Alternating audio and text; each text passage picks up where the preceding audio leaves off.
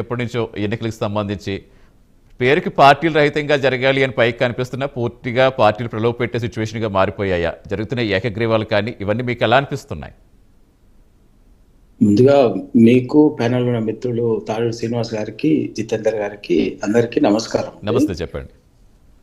ఇవాళ వాస్తవంగా ఇప్పుడు మిత్రులు శ్రీనివాస్ గారు మాట్లాడినట్టు ఏంటంటే నిజంగా కూడా స్థానిక సంస్థలు, పర్టికులర్ గా గ్రామీణ స్థానిక సంస్థలు 73వ రాజ్యాంగ సవరణ ద్వారా దానికి ఒక విస్తృతమైనటువంటి ఒక గౌరవాన్ని ఇచ్చేటట్టు ఒక వ్యవస్థని రాజకీయాలకు అతీతంగా ఉండాలన్నటువంటి దాంతో వచ్చింది. అవును. కానీ వాస్తవంగా ప్రాక్టికల్ గా ప్రాక్టీస్కి వచ్చేసరికి మాత్రము పూర్తిగా దానికి భిన్నంగా ఉంటుంది. వాస్తవం ఇది. ఎవరము సరే మనం పార్టీలు అని మనం మాట్లాడుకున్నా కూడా ఏంటంటే మనల్ని మనం ఇటువంటిప్పుడు కూడా, ఎందుకంటే ఉదాహరణకి చాలా సందర్భాల్లో మనం చూస్తున్నాం పార్టీలుగా సరే గుర్తులు ఉండకపోయినా, బీఫామ్ ఉండకపోయినప్పటికీ కూడా అక్కడ జరిగేటటువంటిది మాత్రము పార్టీల అభ్యర్థులుగానే పోటీ జరుగుతుంది. అక్కడ కొన్ని కొన్ని చోట్ల తప్ప మిగతా ఇన్ జనరల్ గా అంతా కూడా అదే జరుగుతుంది. ఆ ప్రయత్నం కూడా జరుగుతుంది ఏకగ్రీవం దానికోసం. అదొక భాగం అయితే, పార్టీలు అన్నది ఒక భాగం అయితే, ఈ గ్రామ స్థాయిలో స్థానిక సంస్థలు సర్పంచ్గా కానీ ఎంపీటీసీగా కానీ ఇటువంటి దగ్గర ఈ డబ్బుల కోసం వేలమేసి దానికి ఎవరికైతే ఉందో అటువంటిది అనేది కొంత మంచి సంస్కృతి కూడా కాదు. నాకైతే ఇది నా బలంగా నా వ్యక్తిగత అభిప్రాయం ఎప్పటి నుంచి. ఎందుకు అంటే ఉదాహరణకు సరే ఒక ఊరి సర్పంచ్ ఉదాహరణకు ఓ 50 లక్షలకు లేకపోతే ఉన్నటువంటిది అందరు కలిసి ఒక వ్యక్తికి ఇచ్చినటువంటి వాళ్ళకి ఇచ్చిన అనుకుందాం. సర్పంచ్గా ఏకగ్రీవంగా ఇచ్చారనుకో 50 లక్షలు 60 లక్షలు ఎంతో.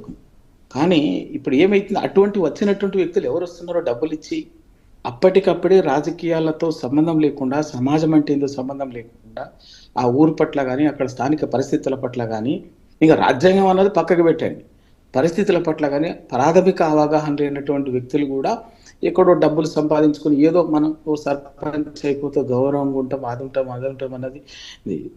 దానివల్ల ఏమవుతుందంటే ఎవరు నష్టపోతున్నారైతే ప్రైమరీగా ఎవరికైతే ప్రభుత్వ అవసరమో లేకపోతే కష్టమో సుఖమో వస్తే ఓ పోలీస్ స్టేషన్కు, ఏవో ఎంఆర్ఓ ఆఫీస్కు, ఓ ఎక్కడికో పోయి వాళ్ళ సమస్యను పరిష్కరించడానికి చొరవ తీసుకునేటటువంటి లక్షణం ఇవాళ ఆ రాజకీయాలలో నుంచి ప్రాథమికంగా పోతుంది రోజు రోజుకి. ఏమైందంటే ఇప్పటి ఇంతకాలం నేను ఎందుకంటే మా ఫ్యామిలీ కూడా మేము కూడా దాదాపుగా 1980-82 నుంచి గ్రామ రాజకీయాల్లో ఉన్నాం. మా ఫాదరు 1987లోనే సర్పంచ్గా చేసిండు. సర్పంచ్గా పనిచేసి ఒక 3 సార్లుగా మా ఫ్యామిలీ నుంచి సర్పంచ్గా రావడం. సరే రాజకీయాలకు డబ్బులు ఇవన్నీ ఉన్నప్పటికీ, దూరంగా ఉన్నప్పటికీ చాలా చోట్ల చూస్తున్నాం కదా, అబ్జర్వ్ చేస్తే ఏమైతే ఎవరైతే ఈ డబ్బుల ప్రభావితం వచ్చినటువంటి వాళ్ళు ఉంటున్నారో అక్కడికి వచ్చేసరికి అప్పటికి ఎవరు నష్టపోతున్నారు, గెలిచినా ఓడినా ఊరి మీద ఓ 10 మంది పనిచేస్తుంటారు ఊరిని పట్టుకొని. ఊరికి జనానికి ఏదైనా ఆపద వస్తూ పోలీస్ స్టేషన్కి వస్తానో, హాస్పిటల్కి వస్తానో, ఇంకే కష్టం వస్తానో వీళ్ళు ఆ పార్టీ తరఫున ఈ పార్టీ తరఫున ఓ 2-3 ఉరుకులాడి పనిచేస్తుంటారు.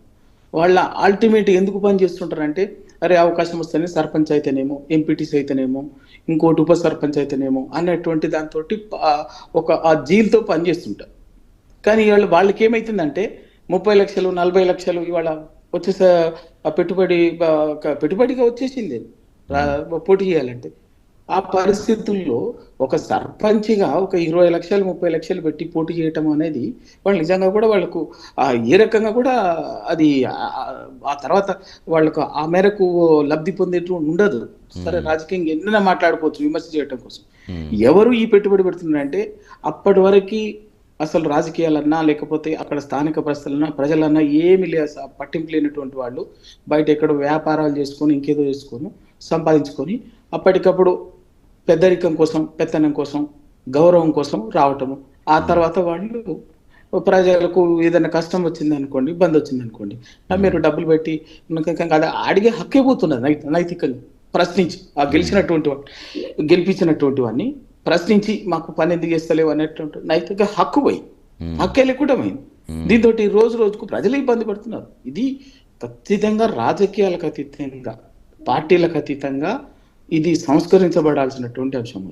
అది దాన్ని మార్చాల్సినటువంటి అంశం. ఇది చాలా వరకు చూస్తున్నాం, చాలా వరకు ఇది రాజ్యాంగ రాజకీయాలకు అతీతంగా, పార్టీలకు అతీతంగాని స్థానిక గ్రామ స్వరాజ్యం అని అంటే స్థానిక పరిపాలన ఉండాలన్నటువంటి ఉద్దేశంతో పార్టీలకు అతీతంగా పెట్టడం జరిగిందో ఆ స్పిరిటే లేదు ఇవాళ. ఆ స్పిరిట్ లేదు, పూర్తిగా భిన్నంగా. ఉదాహరణకి అంటే ప్రధానంగా మీరు చెప్పినట్టుగా ఈ ఏకగ్రీవ సాంప్రదాయం మంచిది కాదని చెప్తున్నారు. అంటే దీనివల్ల రెండు అభిప్రాయాలు వినిపిస్తున్నాయి రవికుమార్ గారు. ఎలా అనలైజ్ చేసుకోవచ్చు మనం? ఒకటి, నిధులు వస్తే గ్రామాన్ని అభివృద్ధి చేసుకోవచ్చు కదా, ఈ ఎన్నికల కోసం సమయం వెచ్చించే కంటే లేదా డబ్బులు ఖర్చు పెట్టే కంటే నిధులు వస్తే గ్రామాభివృద్ధికి ఉపయోగపడితే మంచిదనేది కొంతమంది చెప్తున్నారు. కొంతమంది ప్రజలు ఓటు వేస్తే ఆ హక్కు రాజ్యాంగం కల్పించింది, ఆ హక్కే మనం కోల్పోతే ఇంకా స్వేచ్ఛగా ప్రశ్నించే హక్కు ఎలా ఉంటుంది అనేది కొందరి వాదన. అంటే కొంతమంది ప్రలోభాలకు గురి చేసి కావాలనే కొంత మ్యానిపులేట్ చేస్తారంటే కొంతమంది, యువతకి అవకాశం లేకుండా పోతుందని కొంతమంది. అంటే ఎన్ని అంశాలు క్రోడీకరించుకుంటే మనం ఏది అనలైజ్ చేసుకోవచ్చు? ఇప్పుడు ఏం జరుగుతుంది అంటే నిజమే, ఊరు ప్రజలందరూ కూడా కూర్చొని ఇప్పుడు సోదరులు ఇప్పుడు మన తాడూరు శ్రీనివాస్ గారు ఇందాక చెప్పినట్టుగా మంచి కోసం అందరు కూర్చున్నారే, మన ఊరికి అందరం కలిసి ఒక ఏకగ్రీవం ఒక అభిప్రాయం చేసుకుంటే ఊరికి ఒక 20 లక్షలు 30 లక్షలు చట్టబద్ధంగా వస్తాయి అనుకున్నప్పుడు లెక్క వేరు.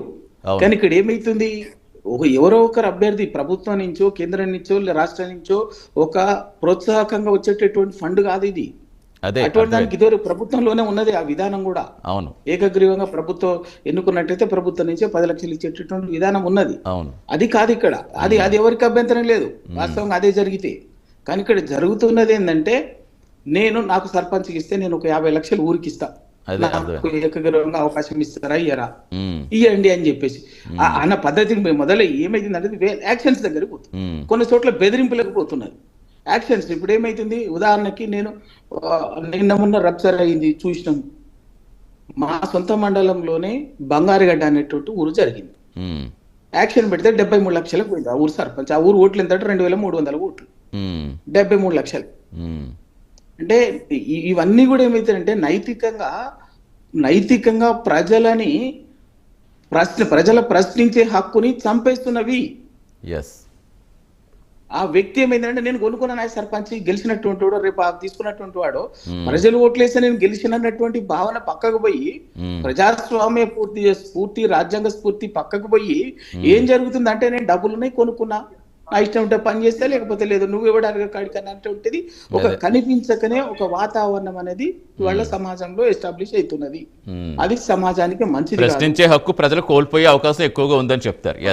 అదే వస్తుంది, అది కనిపించకుండానే అది మెల్లగా ఎస్టాబ్లిష్ అవుతుంది వాళ్ళ సమాజంలో. రైట్ అండి, కంటిన్యూ చేద్దాం. ప్రస్తుతం మనతో కంటిన్యూ చేద్దాం సార్. రామ్మోహన్ గారు జాయిన్ అయ్యారు. నమస్తే రామ్మోహన్ రావు గారు. వస్తాను మీ దగ్గరికి. జితేంద్ర రెడ్డి వాయిస్ లిస్ట్లోకి వస్తానండి. నమస్తే అండి. జితేంద్ర రెడ్డి గారు, ఏంటి ఎలా చూడాలి? అభ్యర్థులు పోటీ తప్పుకుని డబ్బాస్ చూపిస్తున్న విమర్శలపై ఎక్కువగా వస్తున్నాయి. రాజకీయ పార్టీలు ఏకగ్రీవాలను ప్రోత్సహిస్తున్నాయా? మీ ఒపీనియన్ ఏంటి? ముందుగా మీకు ప్యానల్ ఉన్న వారందరికీ పెద్దలందరికీ నమస్కారం అండి. చెప్పండి. ఇప్పుడు ఇది గాంధీ గారు కలలుగన్న గ్రామ స్వరాజ్యం కావాలని ఆ రోజు